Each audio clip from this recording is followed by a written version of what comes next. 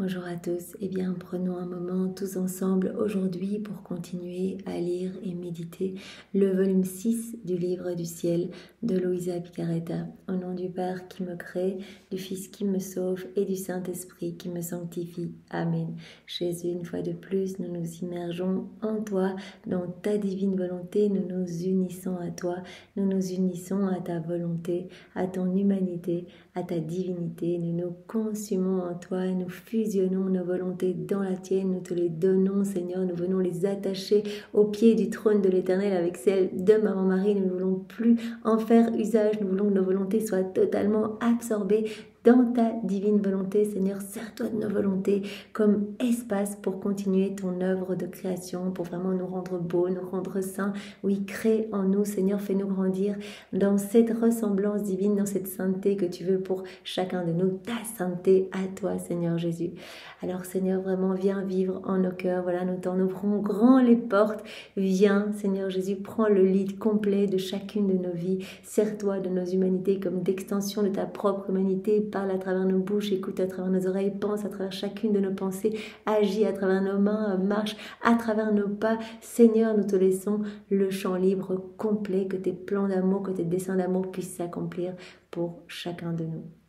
Marque-nous de ce sceau royal, le sceau de ton divin fiat, Seigneur, et investis-nous de ta présence, de ton amour, de ton Esprit Saint, que nous puissions devenir chacun de nous des petites sources de joie, de réjouissance pour toi, ton Père, l'Esprit Saint, et pour tout le ciel. Merci Seigneur pour tout ce que tu as déjà fait en chacun de nous. Merci pour notre vie, c'est un cadeau. Si on s'est réveillé ce matin, eh bien c'est parce que Jésus l'a décidé ainsi, qu'il nous laisse une nouvelle chance aujourd'hui de pouvoir grandir davantage en intimité avec lui, de faire de nouvelles acquisitions célestes.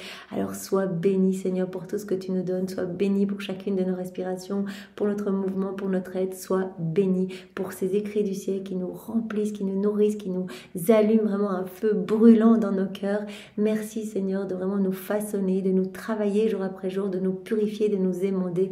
Nous t'aimons Seigneur et nous voulons vraiment te le dire au nom de tous, te serrer dans nos bras, t'adorer, te louer, te bénir au nom de tous et te donner à chaque instant toute la gloire et l'amour que tu aurais dû recevoir de tes enfants s'ils n'avaient pas quitté ta divine volonté. Oui Seigneur, nous voulons être ces petites sentinelles d'amour pour toi et vraiment réparer par nos vies, par nos actes, par nos mouvements, par nos battements de cœur, réparer pour tout ce que les hommes ne te donnent pas, pour tous ces manques de correspondance à ton amour, ces manques de tendresse, ces vides d'affection.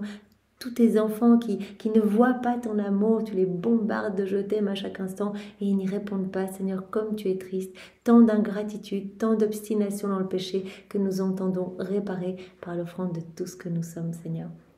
Alors Jésus, viens maintenant nous dispose chacun de nous, viens nous envelopper de ta lumière, donne-nous ton cœur, ta sagesse, ta compréhension à toi, viens toi-même accueillir tous ces mots bénis qui sont les tiens en chacun de nous et grave-les en lettres de lumière dans toutes nos cellules, que nous puissions y penser continuellement et que vraiment nous puissions être poussés, c'est toi qui vas nous donner la grâce, être poussés à la mise en pratique, parce que ces écrits servent à cela, à alimenter cette soif de nous unir à toi, de faire davantage d'actes dans la divine volonté, pour que ta vie puisse croître en nous, parce que par ces actes, nous te nourrissons, nous nourrissons cette vie de prière, cette vie d'amour, cette vie de sainteté, cette vie de ton divin vouloir. Alors c'est magnifique Seigneur, nous sommes entre tes mains et nous te demandons vraiment que toute notre attention soit portée maintenant sur les paroles que tu vas nous donner. Donc viens le faire en chacun de nous et viens divine volonté tout faire en nous comme en Jésus, en sa divine humanité, qu'il n'y ait rien, même pas une parcelle de notre volonté propre qui soit à l'œuvre, même s'il y a des moments de distraction. Et bien Seigneur, c'est notre intention de te glorifier par ce moment et que par ce moment d'union avec toi, de nombreuses âmes puissent te revenir, te reconnaître, t'aimer. Nous travaillons à peupler le royaume de ton divin vouloir, nous travaillons à l'embellissement des générations humaines et ça c'est merveilleux. Merci Seigneur, c'est toi qui fais tout. Et tu es trop gentil, tu nous donnes les mérites de toutes ces âmes sauvées, mais même si on fait rien d'autre que s'unir à toi, c'est merveilleux, nous t'aimons Seigneur et nous te bénissons. Viens Esprit Saint, viens par la puissante intercession du cœur immaculé de Marie, ton épouse bien-aimée. Viens Esprit Saint, viens par la puissante intercession du cœur immaculé de Marie, ton épouse bien-aimée, viens nous brûler. Esprit Saint, maintenant, viens nous visiter, viens nous consumer. Viens, Esprit Saint, fais quelque chose dans nos cœurs de pierre. Viens, comment pourrions-nous comprendre ces vérités venues droit du ciel sans toi, Esprit Saint? On ne sait rien faire sans toi, on ne sait pas prier. Alors viens, nous t'invitons, viens par la puissante intercession du cœur immaculé de Marie, ton épouse bien-aimée. Esprit Saint, vraiment, nous te demandons voilà, de pouvoir devenir totalement fervent, vraiment que nos cœurs soient des torches ardentes et que nous puissions être poussés à annoncer cette merveilleuse nouvelle de la venue du royaume. Alors voilà, nous avons morcelé ce volume 6, comme nous l'avons fait pour les volumes précédents, et nous avons intitulé le chapitre 1, « Reprends ta place d'enfant de Dieu ». Alors avec différents points que nous avons déjà vus, Jésus qui nous a parlé de l'amour, voilà, c'est lui l'amour, il veut qu'on devienne pur amour, il veut qu'on devienne pure lumière, il veut qu'on devienne pleinement agapé, comme lui en fait. Parce qu'on ne pourra s'unir à lui dans le ciel que quand on sera comme lui. Alors le premier point, c'était justement aime, deviens amour, avec toute une série de points à ce sujet. Sois pur même dans tes intentions, c'est-à-dire que tu dois tout faire pour me faire plaisir. Et puis on avait vu la foi, donc après avoir vu l'amour, on a vu la foi. Donc vraiment, garde la foi, nourris-toi de la lumière de la foi. Et puis on avait vu l'espérance, donc pour vraiment voir ces 3 vertus théologales, espère toujours, parce que plus tu vas espérer, plus la vie divine va croire en toi. Alors Jésus nous avait demandé aussi de l'accueillir, d'accueillir la lumière de sa grâce, de nous laisser vraiment illuminer par cette lumière et d'y correspondre. Voilà, comme si quelqu'un vient chez nous, on ne va pas le laisser à la porte, il faut l'accueillir et sinon il ne reviendra plus ou voilà, il se sentira pas super bien. Alors voilà, accueillir la lumière de la grâce et y répondre comme l'écho répond très vite au son de la voix. On accueille cette lumière, on se laisse transformer, on se laisse façonner, on remercie au nom de tous. Correspond à la lumière de la grâce et tu recevras tout de mon cœur. Mais donc tu dois tout faire pour me plaire, pour vraiment accueillir cette lumière, voilà, comme une maison avec les volets, les portes tout bien ouverts, et bien la lumière va pouvoir s'engouffrer dedans. Et bien toi, sois réceptive, fais tout par amour pour moi et tu verras que tu te laisseras vraiment remplir de ma lumière. Tu changeras. Et ma lumière va vraiment te spiritualiser. La lumière de ma grâce va faire mourir en toi tout ce qui n'est pas moi. Alors Jésus nous a parlé une nouvelle fois de l'obéissance en nous demandant d'être vraiment obéissant à sa divine volonté, que si on était vraiment obéissant à sa parole, à sa voix, à son divin vouloir, eh bien on allait acquérir les couleurs divines, mais il nous a bien précisé qu'on ne devait pas commencer à nous poser des questions, on ne devait pas raisonner. Parce que si on commence à raisonner, eh bien on déshonore l'obéissance et par là même on déshonore Dieu. Jésus a dit c'est moi l'obéissance, c'est moi le modèle parfait d'obéissance. Alors Jésus nous a appelés à être attentifs, à essayer de ne pas l'offenser. Voilà, de tout faire pour vraiment voilà, être droit et juste, attentif aussi. Voilà, en faisant nos actes, on sait qu'on va lui offrir l'amour le plus parfait. Eh bien, soyons attentifs et essayons d'en faire plus dans cette constance, dans cette persévérance. Eh bien, c'est sa vie divine qui va croître en nous. Par cette persévérance, on va le laisser vraiment grandir. Voilà, on va le laisser grandir. C'est comme... voilà, Jésus nous le demande tout le temps, fais tes actes, un acte de plus compte. Voilà, donc soyons attentifs à ne pas l'offenser, soyons attentifs aussi aux offenses de nos frères et sœurs pour pouvoir les réparer. Et donc, sois attentif aussi à ne pas entretenir des faiblesses. Si tu vois que tu as un mauvais comportement, viens, unis-toi à moi, laisse-moi te purifier. Et si des personnes voilà, qui sont autour de toi, dont tu as autorité, ont des faiblesses, eh bien cadre directement pour ne pas nourrir ces faiblesses. Parce que si tu laisses la situation aller, ces faiblesses vont grandir en fait. Mais si tu les stoppes directement, manquant de nourriture, elles vont s'éteindre. Et ces faiblesses, en fait, elles me blessent, elles me clouent les mains, etc.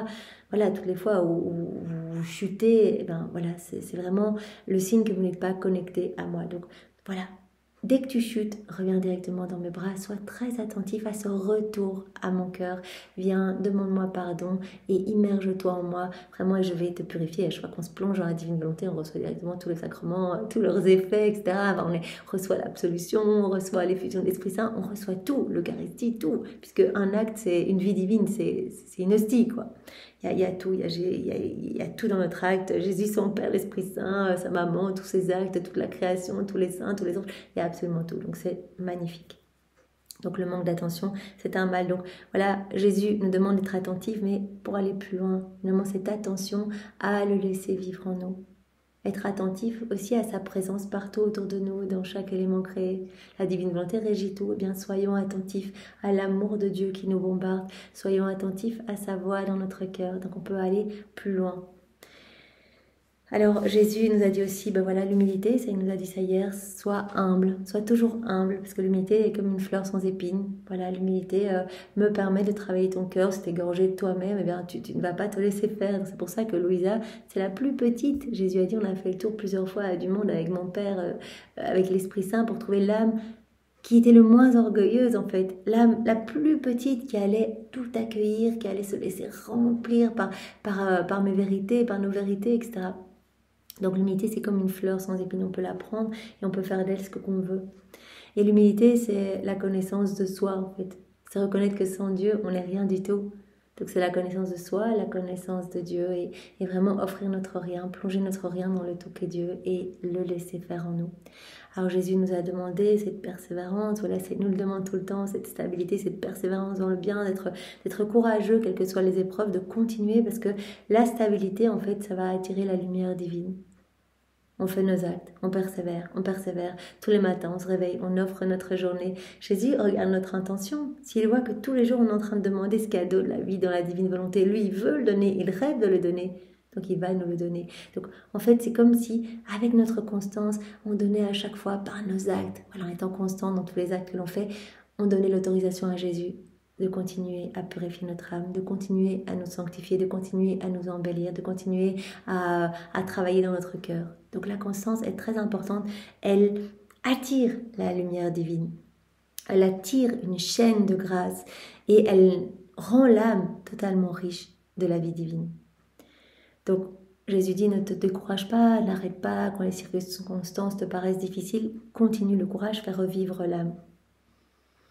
Et en plus, Jésus nous a précisé, tout ce que tu auras fait sur la terre, tu le continueras dans le ciel avec plus d'intensité. Donc tu fais tes actes, par tes actes, tu me glorifies parfaitement, tu m'aimes, tu m'adores parfaitement. Bien dans le ciel, tu continueras cela. Donc tu auras une gloire particulière, parce que chaque bienheureux est comme un ciel particulier. Et comment il a aimé Dieu sur la terre, eh bien, il le continuera dans le ciel, mais avec plus d'intensité. Donc si tous voyaient ça, Louisa avait dit cela, si tous voyaient ça, mais tous se concentreraient pour aimer, pour louer continuellement. Donc une âme qui est très charitable ici, elle continuera vraiment à être dans ces déversements d'amour dans le ciel. Une âme qui glorifie, qui passe sa vie pour glorifier Dieu, elle continuera dans le ciel, cela avec plus d'intensité. Et tous verront cela. Tous verront cela et la Trinité continuera à être glorifiée. Donc c'est vraiment trop trop beau. Alors Jésus nous avait demandé aussi de nous détacher de tout, de nous attacher qu'à lui en fait, qu'aux choses du ciel, voilà, de nous élever pour qu'il puisse vraiment nous spiritualiser dans la divine volonté. Cela va se faire naturellement. Tout ce qu'il nous demande, il nous travaille, mais pour qu'en fait on lâche tout pour qu'il puisse vraiment nous détacher en fait et qu'il puisse tout nous donner. En fait, si on vit dans la divine volonté, tout cela va être acquis facilement, naturellement, mais comme on cligne des yeux ou comme on respire, sans même réfléchir, cela va être acquis. Si on se plonge régulièrement dans la divine volonté, qu'on fait nos actes, etc., Jésus va nous détacher. Il va nous donner cette sainte indifférence pour les choses du monde. Donc Jésus avait dit, voilà, l'âme qui est détachée de tout, en fait, elle ne va s'attacher qu'à moi, et donc elle va me voir partout, elle va m'adorer partout, elle ne pensera qu'à moi, etc. Et donc, si elle est détachée de tout, en fait, elle crée ce vide dans son âme qui me permet de le remplir, en fait. Donc, elle peut vraiment accueillir ma lumière. Et Jésus avait dit, mais ne te délecte pas des choses de la terre, ça, tu t'appesantis, tu t'enténèbres, etc. Délecte-toi des choses du ciel. Voilà, tu dois être vraiment comme un aigle, continue ton envol. D'ailleurs, Jésus le dit souvent, je ne sais plus dans quel volume, dans beaucoup de volumes, et il termine souvent en disant, mais Louisa, persévère, continue ton envol, vraiment dans le soleil de la divine volonté, c'est-à-dire élève-toi et viens te greffer dans le soleil de ma volonté, et vraiment laisse sa lumière, laisse ses rayons déborder de ton humanité pour éclairer toutes les âmes, donner grâce, bénédiction pour toutes les âmes pèlerines ici-bas avec toi, et puis pour la joie pour tout le ciel. Donc continue ton envol, ça Jésus le dit souvent. Donc Jésus dit, tu dois vraiment t'envoler comme l'aigle en fait. Voilà, tu dois suivre l'envol de l'aigle. Donc t'élever des choses de la terre qui vont t'engluer sinon. Donc élève-toi. Donc pour ça, il faut avoir les yeux fixés sur le ciel. Et tu dois avoir l'acuité visuelle de l'aigle. C'est-à-dire, tu dois avoir tes sens aiguisés en fait. Quand on vit dans les choses du monde, centré sur nous-mêmes, on est centré sur notre nombril, en fait, tout est obscurci. Adam, quand il a quitté la divine volonté, ses sens se sont complètement enténébrés. Il ne voyait plus rien, il ne comprenait plus rien. Et toutes les générations qui ont suivi, ça a été de même. Et Jésus nous permet maintenant, avec ce don de la divine volonté, voilà, de nous élever, de nous spiritualiser et de débourber, enfin de nettoyer nos sens. Tu dois avoir cette acuité visuelle, voir ma présence partout, me ressentir, m'aimer, entendre ma voix. Voilà, et donc tu dois vraiment te nourrir des choses du ciel. Tu dois te nourrir des choses du ciel, donc ma parole, ses vérités, etc. Jésus avait dit, voilà, tous ceux qui vont se rapprocher de ces écrits, par exemple, de manière mal disposée, ils seront complètement troublés. En fait, ils n'aimeront pas vraiment, c'est dans une optique peut-être de critiquer, etc. En fait, ils vont être éblouis par tant de lumière. Mais tous ceux qui arriveront un peu bien disposés, donc en disant, mais moi, je voudrais vraiment découvrir ce que c'est la divine volonté, vraiment, j'ai envie de recevoir ce don, je connais pas bien, je veux savoir plus, etc. Là, directement, on fait de la lumière de chaque vérité, parce que Jésus cache un petit cadeau dans chaque vérité, et bien tout cela va nous être donné. Jésus va nous aider à comprendre, quel que soit notre niveau scolaire, peu importe.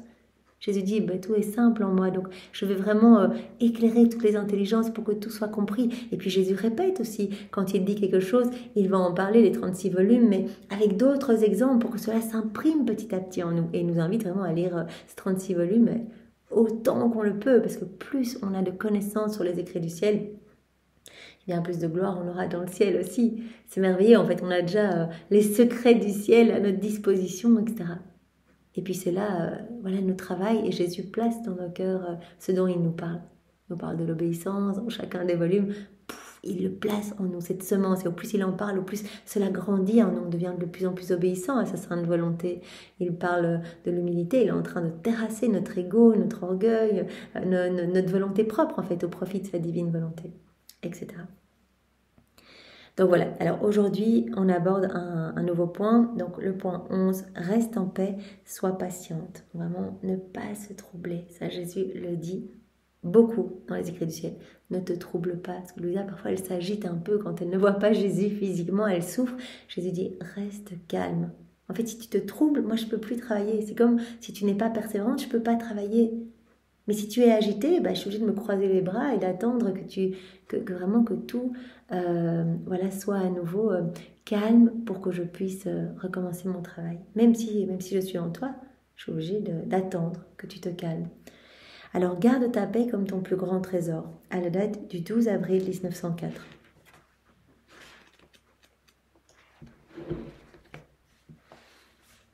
Ce matin, je me sentais perturbée à cause de l'absence de Jésus béni. Après m'être beaucoup battue, il s'est montré brièvement et m'a dit « Ma fille, quand un fleuve est exposé aux rayons du soleil, en le regardant, on voit le même soleil que celui qui est dans le ciel. Un fleuve tout calme, quand les eaux sont toutes calmes, on voit le soleil qui se réfléchit dans l'eau. Mais cela arrive quand le fleuve est calme, sans aucun vent qui vienne troubler les eaux. Mais si les eaux sont troublées, si les eaux s'agitent, il y a du vent, etc., malgré que le fleuve soit totalement exposé au soleil, on ne voit rien, tout est confus, on ne voit plus le soleil dans le fleuve si les eaux sont troublées. Il en va ainsi pour l'âme qui est exposée aux rayons du soleil divin. Voilà, elle s'expose aux rayons de ce soleil. Si elle est calme, elle va apercevoir le soleil divin en elle. Elle va en ressentir la chaleur, elle va voir sa lumière, elle va tout comprendre, elle va être comme éclairée par cette lumière, elle va comprendre la vérité. Mais si elle est troublée, elle ne sentira plus rien en elle. Bien qu'elle ait le soleil divin en elle, elle n'éprouvera rien d'autre que de la confusion et du trouble. Donc voilà, c'est comme pour les eaux d'un lac, les eaux d'un fleuve, etc. Eh bien, si les eaux sont bien calmes, on voit le reflet du soleil qui vraiment se trouve sur les eaux. Si les eaux sont agitées, on ne voit plus rien du tout. Eh bien, l'âme qui s'expose au soleil divin, si elle est toute calme, elle va ressentir ce soleil en elle, sa lumière, elle va comprendre la vérité, elle va voir toute cette splendeur divine, etc. Mais si elle est troublée, elle ne comprendra plus rien, elle n'éprouvera rien d'autre que de la confusion et du trouble. Si donc tu as à cœur de demeurer unie à moi, garde ta paix comme ton plus grand trésor. Donc, même Louisa qui est totalement dans la divine volonté, bien sûr, le soleil de la divine volonté est en elle. Elle a cette source de tous les bienfaits, etc. Mais si elle est agitée, Jésus dit, voilà, c'est comme s'il y avait un nuage qui venait devant le soleil. Tu le vois plus, tu le ressens plus, tu sens plus sa chaleur, tu t'agites, tu te troubles, etc. Donc, évite ces petits nuages, en fait.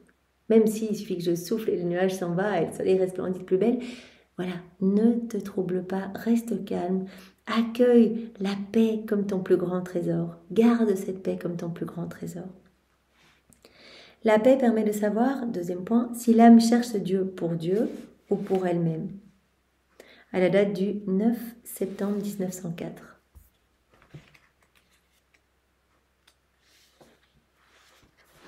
Poursuivant dans mon état habituel, je me sentais perturbée par l'absence de mon adorable Jésus. C'est toujours quand elle ne voit pas Jésus qu'elle est un petit peu troublée. Après m'être donné beaucoup de peine, Jésus est venu et m'a dit « Ma fille, dès que l'âme sort des profondeurs de la paix, elle quitte la sphère divine et se retrouve dans la sphère soit diabolique, soit humaine. » Bon, petite indication pour nous, parce que Jésus autorise toutes les émotions, Louisa, pour nous répondre à nous. Si on est troublé, si on est agité, qu'on n'est plus du tout dans la paix, on ne ressent plus cette paix profonde en nous, c'est qu'on a quitté la sphère divine, c'est qu'on n'est plus dans les bras de Jésus et qu'on est rentré soit dans une sphère humaine, soit diabolique, soit c'est une attaque du démon et on est tombé dans le panneau. Donc il faut vite revenir quand on sent l'agitation arriver dans notre cœur. Il ne faut pas attendre que ça prenne des proportions énormes. On revient dans les bras de Jésus. Pardon Jésus, je reviens dans tes bras et toi tu es le roi de la paix et je te laisse les commandes complètes. Voilà, c'est toi qui viens gérer, Seigneur. Dans tes bras, il n'y a que paix, Seigneur. Et je m'unis à toi, mes yeux au tien, ma bouche à la tienne, mon souffle au tien, mon cœur au tien. Voilà, je te donne tout ce que je suis et je te laisse m'envahir de ta paix, Seigneur. La paix permet aussi de savoir si l'âme cherche Dieu ou pour elle-même, si elle agit pour Dieu ou pour elle-même ou pour les créatures. Si c'est pour Dieu, l'âme n'est jamais perturbée. Quand on agit pour Dieu, on ne connaît pas le trouble. Imagine, voilà, je veux prier, je veux t'offrir cette prière, Seigneur, voilà, pour te plaire. Si quelqu'un vient me demander de l'aide, vient distraire ma prière, mais si c'est pour Dieu, je dirais, Seigneur, que ta volonté soit faite, j'accueille tout et je reste dans la paix. J'accueille tout et je t'offre cette situation et je vais aller aider cette personne plutôt que t'offrir cette prière. Et c'est la même chose. Tu reçois mon intention de te plaire, Seigneur. Tu reçois mon intention de te glorifier. Je reste calme. C'est vraiment pour toi que je le faisais. Alors peu importe, j'accueille tout ce qui m'arrive. Mais si c'est pour moi que je le faisais, parce que j'avais besoin de ce moment de prière pour moi, je remplis de moi-même. Il y a trop de retours sur moi. Donc, je vais commencer à me troubler si c'était pour moi qu'une personne vient m'empêcher de prier, par exemple.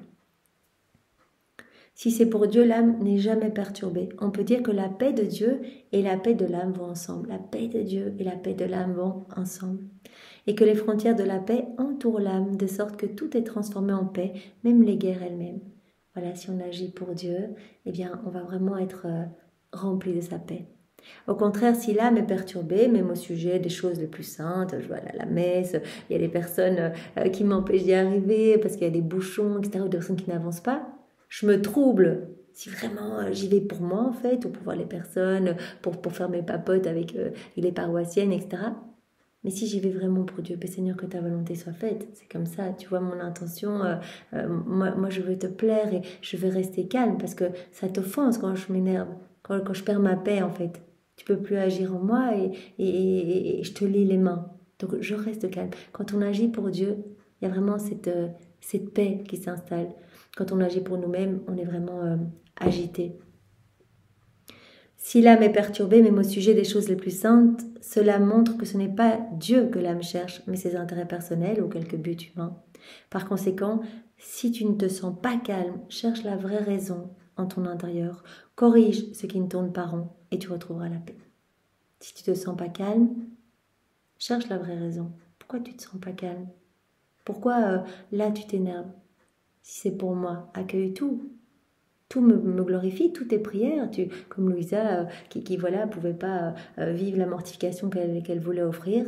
Jésus a dit, c'est pas grave, c'est la même chose. Moi, je regarde l'intention d'amour. Si tu m'offres une mortification, une satisfaction pour ton corps, peu importe en fait, offre-moi avec amour. Donc tu dois jamais t'agiter quand c'est pour moi. Et si tu t'agites, c'est que il y a trop d'ego, il y a trop de retour à toi. Donc si tu ne te sens pas calme, cherche la vraie raison en ton intérieur, corrige ce qui ne tourne pas rond et tu retrouveras la paix. Voilà, dire, Seigneur, là je suis désolée, c'est vrai que là je pense plus à moi, etc. Je m'abandonne à toi. Et Jésus dit, corrige et tu trouveras la paix. Alors troisième point, je te veux toujours dans la paix. Donc tous ces passages, voilà, nous montrent combien Jésus veut en fait qu'on soit comme lui. C'est lui la paix en fait, c'est lui le roi de la paix, c'est Marie la reine de la paix. Je te veux toujours dans la paix. À la date du 22 juillet 1905.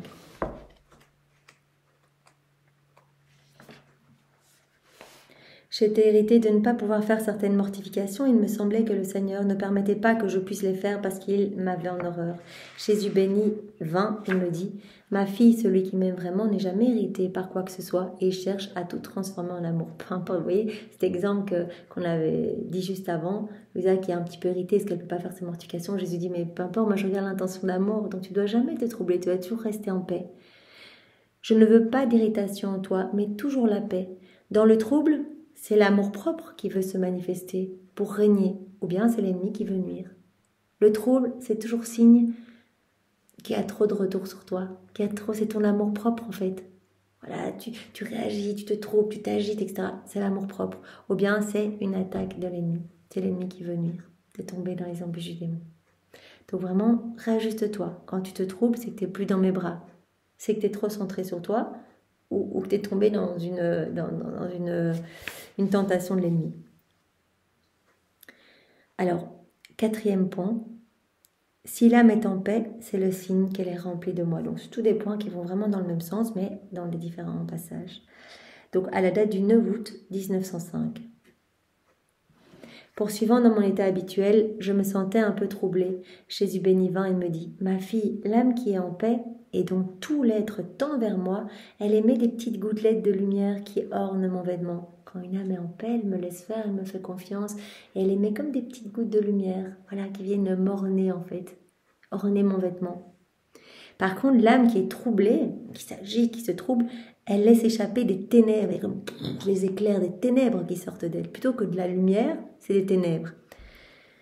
Elle laisse échapper des ténèbres qui forment un ornement diabolique. Plutôt que former des petites gouttelettes d'or pour le vêtement de Jésus, on forme un ornement diabolique, horrible, sombre. Ces agitations de l'âme entravent l'effusion de la grâce. Quand l'âme s'agite, elle ne peut plus recevoir la lumière de ma grâce. Elle est comme centrée sur elle-même, elle s'agite, elle se regarde, elle ne reçoit plus cette lumière. On la reçoit quand on est bien disposé, qu'on fait tout par amour, que vraiment notre cœur est grand ouvert. Alors on est dans cette confiance, dans cette paix. Dieu peut travailler en nous, on reçoit ces effusions d'amour, ces effusions de lumière, on reçoit les effusions de la grâce. Donc l'âme qui est agitée, elle crée comme un ornement diabolique, ces agitations, entravent l'effusion de la grâce en elle et la rendent incapable de bien fonctionner. Donc l'âme est incapable de bien fonctionner. Elle est agitée, elle est troublée, il y a des ténèbres qui s'échappent de son âme et elle ne peut pas recevoir cette lumière.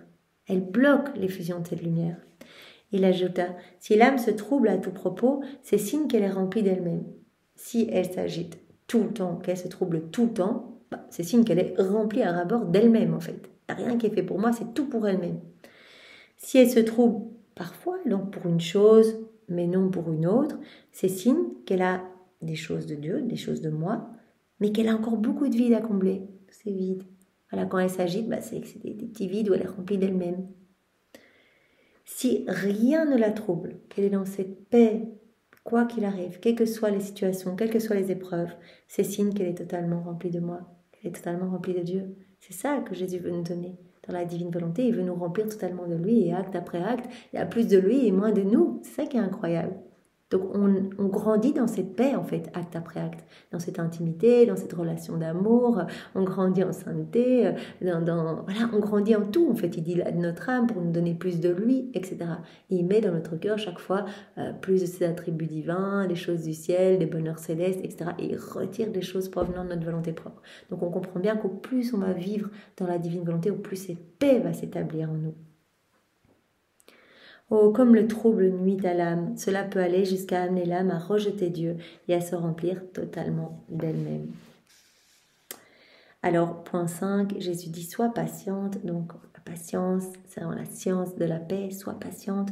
La patience, elle nourrit l'espérance. Reste dans la paix. Continue à faire avec patience, avec persévérance. À la date du 2 juin 1905.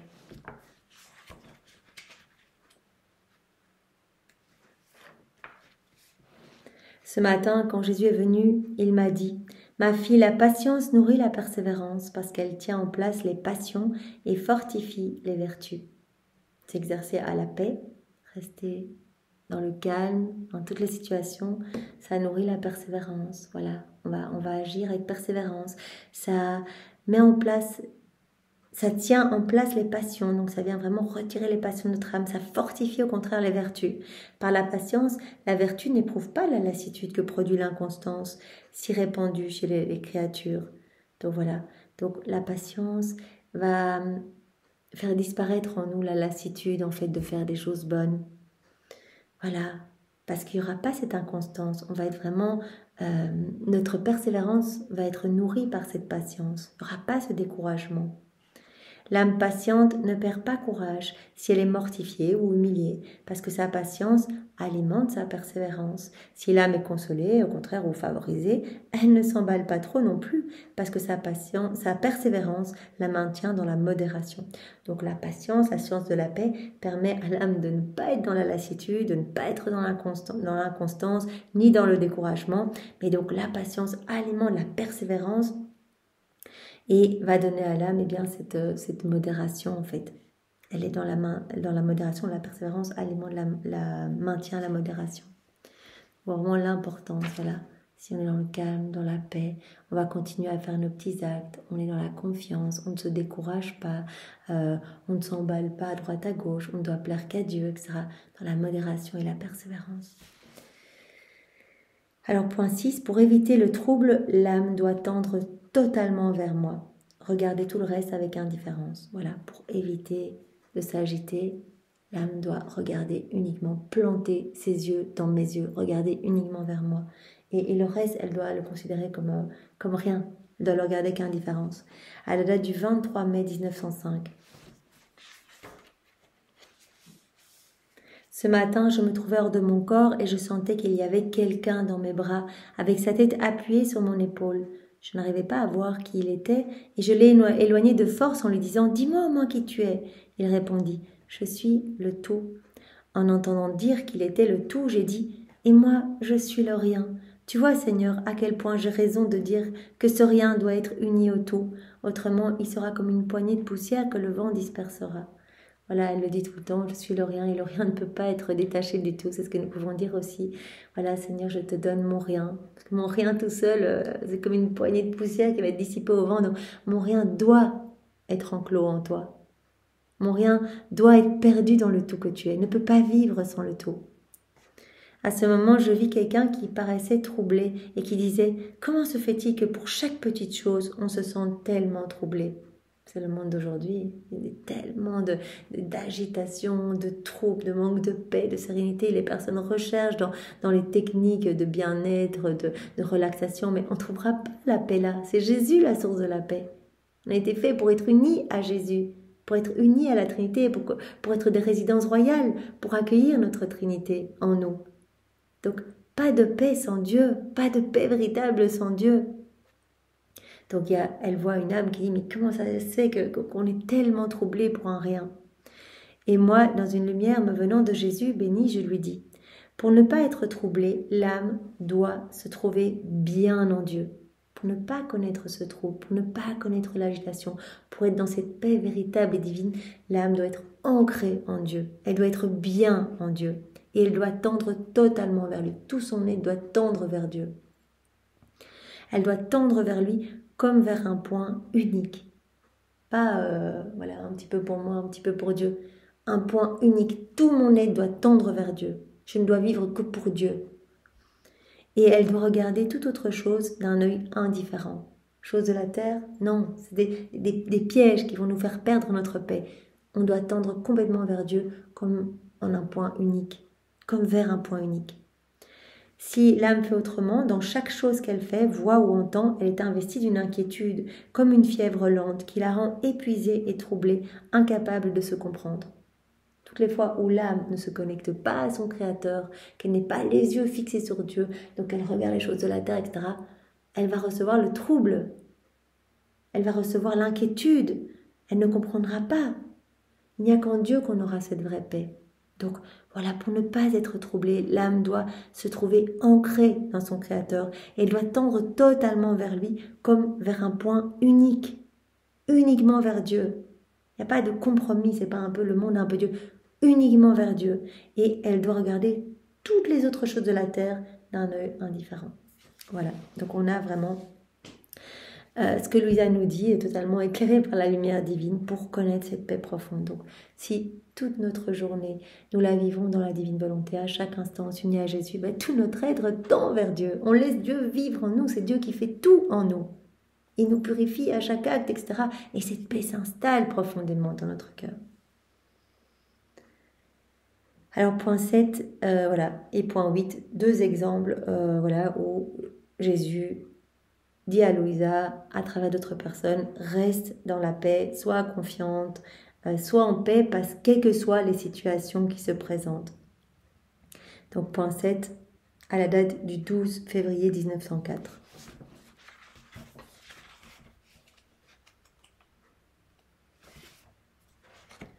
Donc voilà, c'est quelque chose que Louisa vit en dehors de son corps. Elle s'agite un petit peu parce qu'il y a une église à Corato qui est fermée et elle voit en dehors de son corps des prêtres, des âmes du purgatoire qui lui disent « Mais non, cette église va rouvrir. » Elle dit « Mais c'est pas possible, elle s'agite, etc. Humainement, c'est pas possible. Ils ont décidé que non, que le chapitre était fermé, etc. » Prie, reste dans la confiance et dans la paix. Et cela se passera. L'église de Cataldo sera réouverte. Donc j'avais oublié de mentionner ce que je vais écrire maintenant par obéissance, bien qu'il ne s'agisse pas de choses certaines, car il manquait la présence de notre Seigneur. Je me trouvais hors de mon corps et il me semblait que j'étais à l'intérieur d'une église où il y avait plusieurs vénérables prêtres et avec eux des âmes du purgatoire, des saintes personnes en train de discuter au sujet donc de l'église de Saint Cataldo. Il disait presque avec certitude que nous allions obtenir ce que nous voulions, c'est-à-dire la réouverture de l'église. Moi, en entendant cela, j'ai dit « Mais comment cela se peut-il ?» Donc elle s'agite, c'est pas possible. Non, comment cela se peut-il? L'autre jour, le bruit courait que le chapitre avait perdu la cause.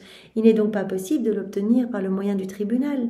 La municipalité ne veut pas l'accorder et vous dites qu'elle sera obtenue. Et dire « Malgré toutes ces difficultés, la cause n'est pas perdue. Et même s'ils arrivent à lever la main pour démolir cette église, on ne pourra pas dire que la cause est perdue parce que Saint Cataldo saura bien défendre son temple. Oh, pauvre Corato, s'ils arrivent à faire cela. » Ils poursuivirent. Les premiers objets ont été rapportés. La Vierge couronnée est déjà transportée dans sa maison. Toi, va devant la Madone et prie-la pour qu'elle achève de nous accorder la grâce qu'elle a commencé de nous obtenir. Je suis sortie de cette église pour aller prier, mais pendant ce temps, je me suis retrouvée dans mon corps. Donc, ce petit exemple pour montrer vraiment, voilà, reste en paix, même si les circonstances paraissent complètement perdues, etc. Reste en paix, reste en prière, reste en paix, fais confiance. Abandonne-toi au plan de Dieu. Autre exemple, à la date du 2 septembre 1904. Donc Jésus va dire à Louisa, reste en paix, moi seul, je possède le pouvoir d'entrer dans les cœurs et de les dominer. Parce que Louisa s'inquiète un moment que tout ce qu'elle ressent, tout ce qu'elle vit, ce soit l'œuvre du diable. En fait, elle dit, mais est-ce que mon état est conforme à ta volonté? Est-ce que c'est toi qui agis en moi, etc. Et Jésus dit, mais reste dans la paix. Il n'y a que moi qui ai le pouvoir de rentrer dans les cœurs et de les dominer. Satan peut rentrer si l'âme lui ouvre grand les portes et l'autorise à rentrer. Mais il n'y a que moi qui peux rentrer dans les cœurs et les dominer. Voilà, à la date du 2 septembre 1904. Me trouvant dans mon état habituel, je me sentais tout opprimée. De plus, me sentant consumée, corps et âme, je craignais que mon pauvre état soit l'œuvre du diable. Elle sent ce feu en elle, elle est consumée quand elle ne voit pas Jésus, corps et âme, et elle a peur que son état soit l'œuvre du démon. Dès que Jésus vint, il me dit, ma fille, pourquoi être si bouleversée? Pourquoi tu t'agites? Ne sais-tu pas que même si toutes les forces diaboliques s'unissent, elles ne peuvent entrer à l'intérieur d'un cœur et le dominer, à moins que l'âme elle-même, de sa propre volonté, leur ouvre l'entrée. Toutes les forces diaboliques ne peuvent pas rentrer dans un cœur, sauf si cette âme a dit, ok, rentrez, a ouvert grand les portes de son cœur. Mais sinon, ils ne peuvent pas rentrer. Donc Louisa, toi qui es toute unie à moi, qui m'aime, etc., tu n'as jamais ouvert les portes de ton cœur à des forces mauvaises. Donc tu ne dois pas craindre que ce soit l'œuvre de Satan en toi. C'est moi, il n'y a que moi qui peux rentrer dans les cœurs et les dominer. Dieu seul possède ce pouvoir d'entrer dans les cœurs et de les dominer comme il lui plaît. Je lui dis, Seigneur, mais pourquoi est-ce que je sens mon corps et mon âme se consumer quand tu me prives de toi? Et moi, je sens, mais ce feu en moi, je sens comme cette brûlure, je sens mon corps et mon âme totalement se consumer quand je ne te vois pas. C'est quoi ça? N'est-ce pas là le souffle diabolique qui pénètre dans mon âme et qui me tourmente? Jésus répondit, je te dis même que c'est le souffle de l'Esprit Saint, qui en soufflant sur toi continuellement, te tient toujours enflammé et te consume par son amour. Jésus dit, mais non, c'est pas un souffle diabolique. Déjà, aucun démon, aucune force satanique qui ne peut rentrer dans une âme si elle ne lui a pas ouvert les portes. Il n'y a que moi qui peux rentrer et faire ce que je veux dans les cœurs et dominer les cœurs. Donc toi, ton cœur est tout centré sur moi, donc ne t'inquiète pas, les démons ne peuvent pas rentrer en toi. Et en plus que tu ressens là ce feu, c'est l'Esprit Saint en fait. C'est l'effusion de l'Esprit Saint. C'est l'Esprit Saint qui, en soufflant sur toi continuellement, te tient enflammé à chaque instant, te consume par son amour. Après cela, je me suis trouvée hors de mon corps et je vis le Saint-Père assisté par notre Seigneur en train d'écrire une nouvelle façon de se comporter pour les prêtres, ce qu'ils devront faire et ce qu'ils ne devront pas faire, où ils ne devront pas aller, en indiquant la peine que devront subir ceux qui n'obéiront pas. Alors, autre point, donc on a vu « reste en paix, sois patiente » avec toute une série de points. Autre point, le point 12, « fais-moi confiance ». Bien sûr, ça va de pair, la paix, la confiance. Alors, Jésus nous dit, dans le premier sous-point, la foi sans la confiance, elle est stérile. Ça va de pair. La foi, elle fait connaître Dieu, mais la confiance, elle le fait trouver. C'est ce que Jésus va nous dire. Donc, la foi sans la confiance, non. Elle va être tout à fait, elle ne portera pas de fruits, elle sera stérile. À la date du 29 juillet 1904. Donc, la confiance est très importante. Je poursuivais dans mon état habituel. Dès que j'ai vu mon adorable Jésus, je lui ai dit « Mon Seigneur et mon Dieu ». Jésus répliqua « Dieu, Dieu, Dieu seul.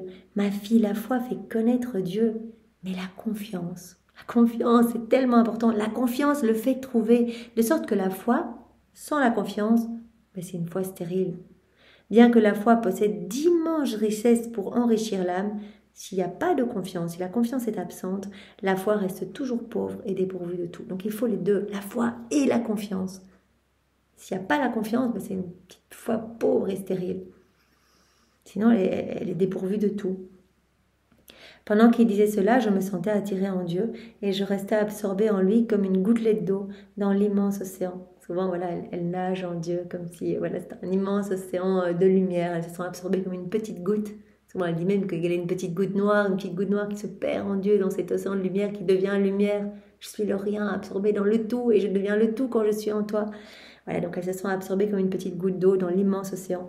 En le regardant, je ne voyais aucune frontière, ni en hauteur, ni en largeur. Le ciel et la terre, les âmes bienheureuses et les âmes pèlerines étaient toutes immergées en Dieu. Il y a tout en Dieu. Donc voilà, elle voit toute la création, elle voit les âmes pèlerines, elle voit les âmes bienheureuses, elle voit le ciel, elle voit la terre, elle voit tout en Dieu. Dans cette immense mer sans limite, sans frontières, ni en hauteur ni en largeur. Je voyais aussi des guerres comme celle entre la Russie et le Japon, les milliers de soldats qui mouraient ou allaient mourir, bien que de par la justice, la victoire appartiendra au Japon. J'ai vu des nations européennes comploter des guerres, même contre d'autres nations d'Europe. Mais qui pourrait dire tout ce que j'ai vu de Dieu et en Dieu? Donc elle voit tout de Dieu et elle voit aussi, elle comprend aussi beaucoup de choses. Voilà, elle reçoit comme cette illumination, cette lumière, en fait, cette communication. Voilà, elle comprend beaucoup de choses en Dieu, en fait. Elle reçoit cette lumière et elle voit aussi tout ce qui va se passer, etc., les guerres. Tout ce que Dieu va autoriser, en fait, tous ces châtiments qui vont tomber, etc., pour essayer de ramener des âmes à Dieu. Voilà pourquoi je m'arrête ici. Deuxième point, donc de ce point 12, fais-moi confiance. Donc, premier point, la foi sans la confiance, elle est stérile. Deuxième point, fais-moi confiance, abandonne-toi à moi, cela me glorifie. Quand tu me fais confiance, il n'y a rien qui me glorifie plus, en fait. À la date du 23 mars 1905. D'ailleurs, quand on fait confiance, par exemple, en la miséricorde de Dieu, on va se confesser et parfois on se dit « Oh là là, on va amener tous nos péchés, etc. C'est gênant et tout. » Mais en fait, il n'y a rien qui fait plus plaisir à Jésus. C'est vraiment un petit exemple, mais on glorifie sa miséricorde en fait en lui faisant confiance. On sait qu'il va nous pardonner, qu'il va nous laver, qu'il nous aime, qu'il nous pardonne, etc.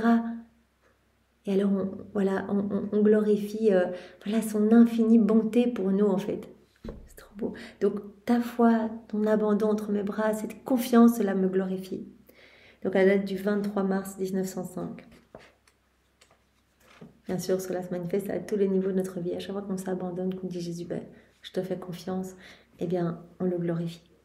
Je me trouvais dans mon état habituel et Jésus béni est venu pour quelque temps. Je lui ai dit, Seigneur, est-ce que mon état est pour ta gloire? Il me répondit, ma fille, ma gloire et ma satisfaction veulent que tout ton être soit en moi.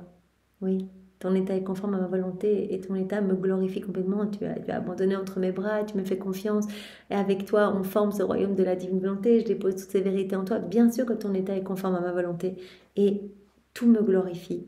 Tout ton être est en moi.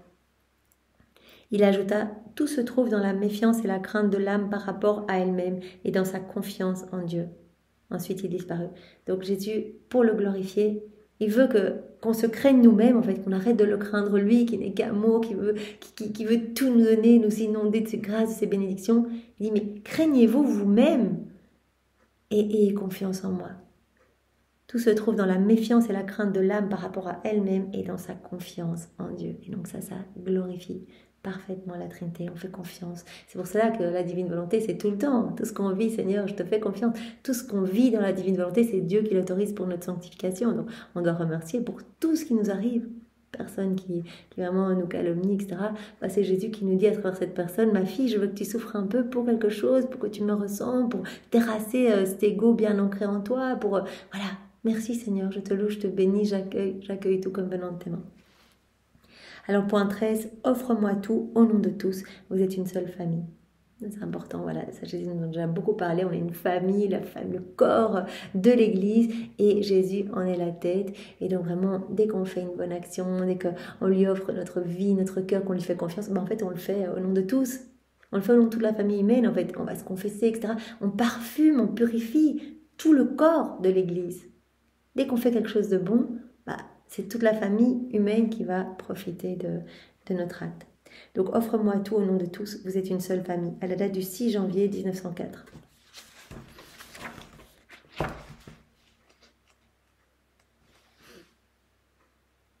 Poursuivant dans mon état habituel, bébé Jésus est venu et après s'être placé dans mes bras, il m'a béni de ses petites mains et m'a dit « Ma fille, puisque l'humanité ne forme qu'une seule famille, quand quelqu'un fait une bonne action et l'offre à Dieu, la famille humaine entière participe à cette offrande. » Donc on est vraiment une famille, toute l'humanité, on est une famille.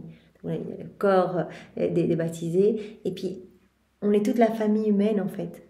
On fait une bonne action, on agit et quand on fait quelque chose dans la divine volonté, on le fait au nom de tous et pour tous.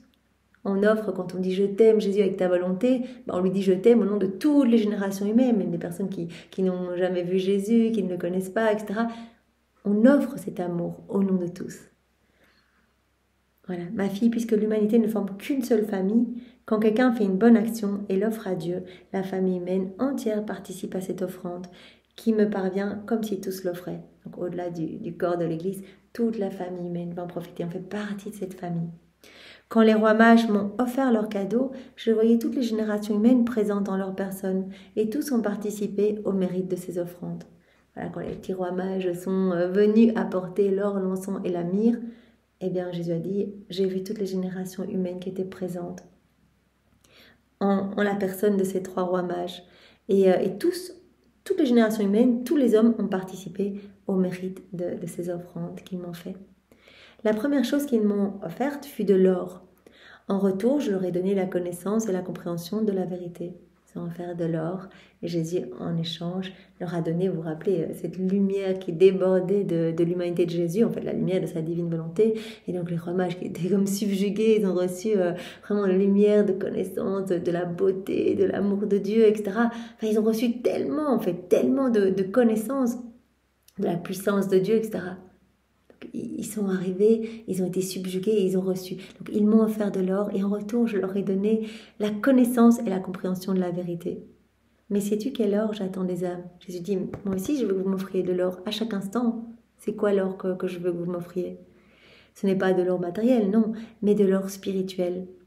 C'est-à-dire l'or de votre volonté, l'or de vos affections, l'or de vos désirs, l'or de vos goûts personnels, l'or de tout votre intérieur. Donc Jésus dit, sais-tu quel or j'attends des âmes? Pas de l'or matériel, non, mais de l'or spirituel, c'est-à-dire l'or de leur volonté, l'or de leurs désirs, l'or de leurs affections, l'or de leur goût personnel, en somme, l'or de tout l'intérieur de l'homme. C'est tout l'or de l'âme que je veux pour moi, bien que l'âme ne puisse pas facilement me faire un tel don sans se sacrifier. Donc Jésus dit, mais vous pouvez à chaque instant m'offrir de l'or, pas de l'or matériel, mais Offrez-moi tout votre être, tout ce qui constitue votre être, vos désirs, vos émotions, vos affections, vos pensées, tout, votre volonté.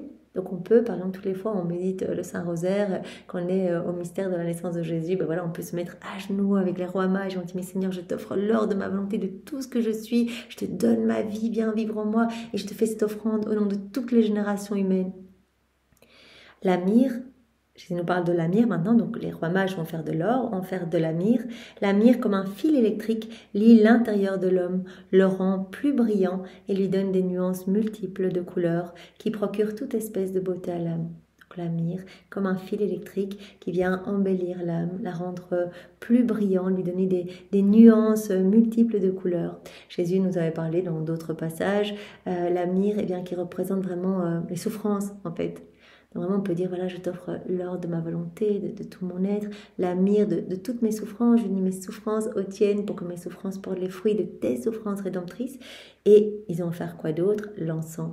Et Jésus nous a dit dans d'autres passages, bah, l'encens, en fait, ce sont vos adorations, ce sont vos prières. Donc on peut dire, je t'offre l'or de ma volonté, la myrrhe de mes souffrances et l'encens de mes prières que j'unis à celle de Maman Marie, de mes adorations que j'unis à celle de Maman Marie, à celle de tous les saints de tous les temps. Et je refais ces prières, ces adorations dans ta divine volonté. Donc Jésus continue, donc cependant il faut un moyen qui, comme un parfum et une brise, provenant de l'intérieur de l'âme, maintiennent les couleurs et la fraîcheur toujours vivante. Donc Jésus va nous parler de la prière. Donc c'est le moyen qui, comme un parfum et une brise, provient de l'intérieur de l'âme et qui maintient les couleurs et la fraîcheur toujours vivantes dans l'âme et qui permet d'offrir des cadeaux et d'en obtenir de plus grands que ceux donnés, qui force celui qui reçoit les cadeaux et qui donne de demeurer, qui force celui qui reçoit les cadeaux et donne de demeurer à l'intérieur de l'âme afin qu'elle reçoit en continuelle conversation, qu'elle soit en continuelle conversation avec lui. Pardon, je vais relire.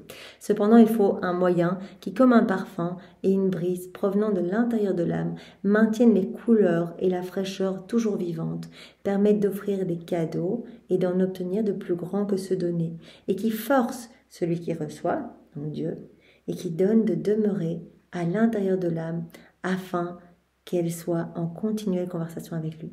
Donc la prière, voilà, c'est comme ce parfum, cette brise qui provient de l'intérieur de l'âme, qui rend l'âme belle, qui maintient ses couleurs, sa fraîcheur, et qui permet à l'âme eh bien, d'offrir des cadeaux à son Créateur, et qui lie le Créateur, voilà, qui va faire que le Créateur va lui en donner encore de plus beaux des cadeaux, et qui force celui qui a reçu les cadeaux et celui qui les a donnés, vraiment de rester en conversation continuelle. Quel est donc ce moyen? C'est la prière. Donc voilà, l'or de notre volonté, faisons-en l'offrande, l'or de tout ce que nous sommes, la myrrhe de nos adorations, la myrrhe de nos souffrances et l'encens de nos adorations, de nos prières. Voilà, par ces prières, ces adorations, voilà, cette communication continuelle avec Jésus dans notre cœur, et bien voilà, ça nous maintient en lien. C'est la prière, particulièrement la prière intérieure, qui convertit en or non seulement les œuvres intérieures, mais aussi les œuvres extérieures. C'est là l'encens. Donc ça convertit tout en or. Donc cette prière qui va convertir en or non seulement nos œuvres intérieures, mais extérieures. Donc voilà, ce que Jésus nous a dit ici, c'est que tout ce qu'on lui offre, eh bien, on fait participer toute la famille même. Comme on fait partie d'une même famille, eh bien, quand on offre quelque chose, eh bien, tous participent à cette offrande. Tous participent au mérite de cette offrande. Alors j'ai dit, les rois mages m'ont offert de l'or, offrez-moi l'or de tout ce que vous êtes, de votre aide, de vos volontés, etc. Les rois mages m'ont offert de la myrrhe, offrez-moi la myrrhe de vos souffrances. Les rois mages m'ont offert de l'encens, offrez-moi l'encens de vos adorations, de vos prières. Et vraiment cet encens, donc cette prière, cette communication continuelle intérieure avec moi, eh bien ça change en or en fait toutes vos œuvres intérieures et extérieures. Ça vous maintient beau, ça maintient vraiment fraîcheur et couleur vivante dans votre âme et ça permet vraiment de m'offrir continuellement des cadeaux et d'en recevoir des plus beaux en retour. Voilà, mais c'est trop beau. Alors, dernier point pour aujourd'hui, point 14, soit dans l'émerveillement à la date du 10 août 1904.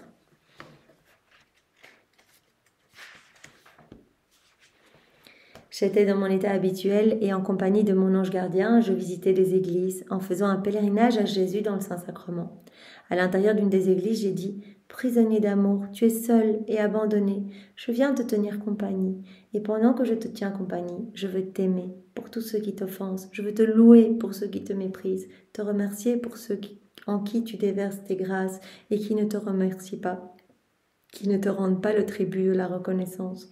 Je veux te consoler pour ceux qui t'affligent. Je veux réparer pour toutes les offenses, toute offense à ton égard. Donc voilà, elle est en pensée.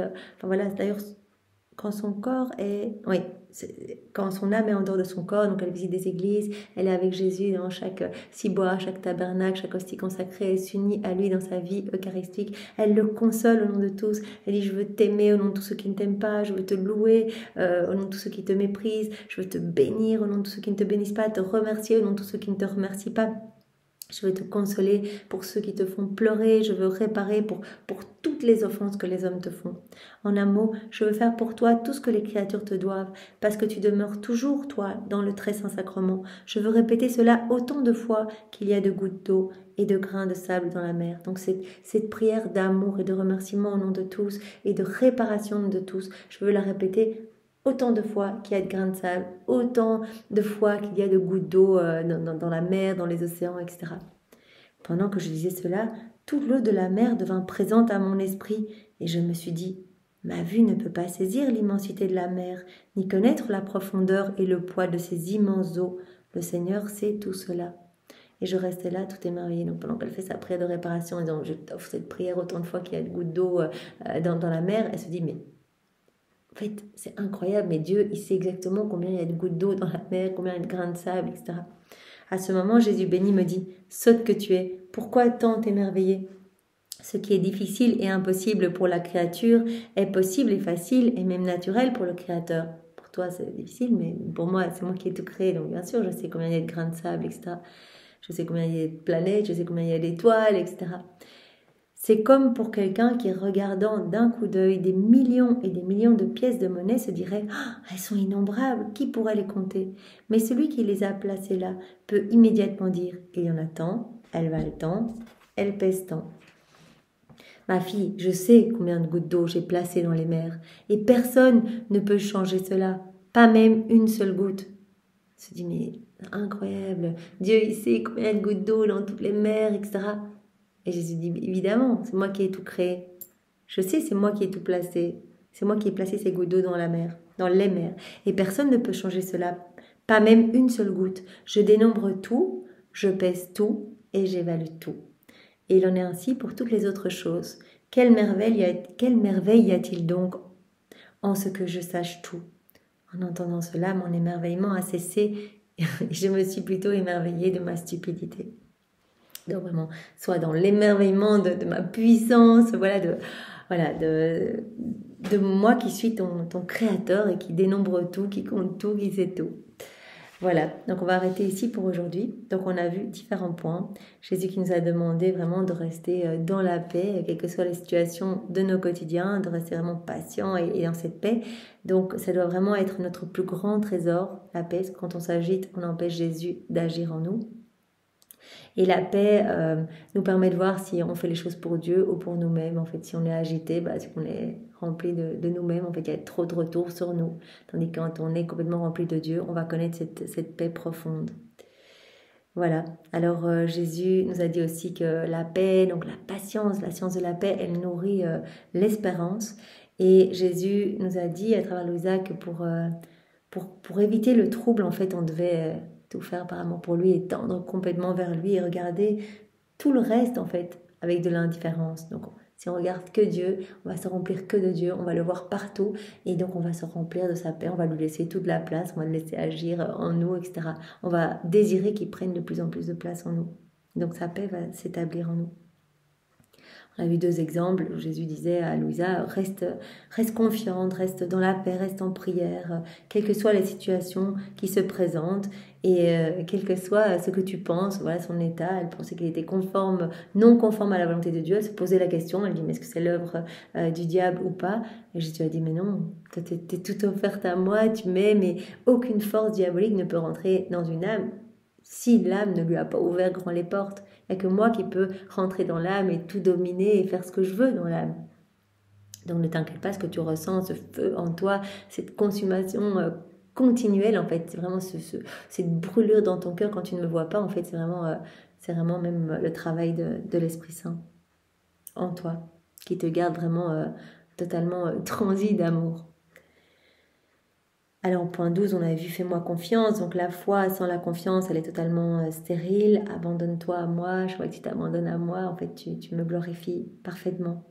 Et alors, Jésus nous avait dit au point 13, offre-moi tout au nom de tous. Donc, offre-moi l'or de ta volonté, la myrrhe de tes souffrances et l'encens de tes adorations, de tes prières.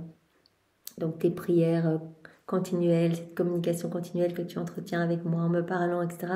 En fait, tu changes en or eh bien, toutes tes œuvres intérieures et extérieures.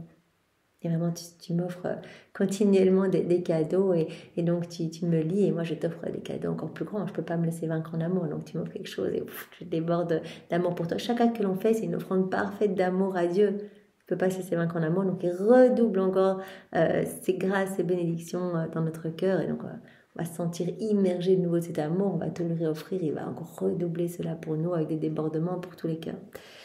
Voilà, et on avait terminé par, voilà, soit dans l'émerveillement de ma puissance. Voilà, Loïsa qui faisait ses petites prières et ses actes de réparation pour Jésus dans chaque tabernacle. Et elle s'est dit, mais voilà, je voudrais répéter à l'infini mes prières, je voudrais voilà, te les répéter sur chaque grain de sable, chaque goutte d'eau. Puis elle s'est dit, mais c'est dingue parce que Dieu, il sait exactement combien il y a de grains de sable, combien il y a de gouttes d'eau dans les mers, etc. Jésus a dit, mais évidemment, c'est moi qui ai placé les gouttes d'eau dans les mers. Donc bien sûr que je sais, tu ne dois pas t'émerveiller de cela. Je dénombre tout, je pèse tout et j'évalue tout. Voilà. Bon, que ce soit pour les gouttes d'eau dans la mer, mais aussi pour absolument tous les planètes, les galaxies. Je dénombre tout, je compte tout. Bien sûr, c'est moi qui ai tout créé. C'est moi, ton créateur.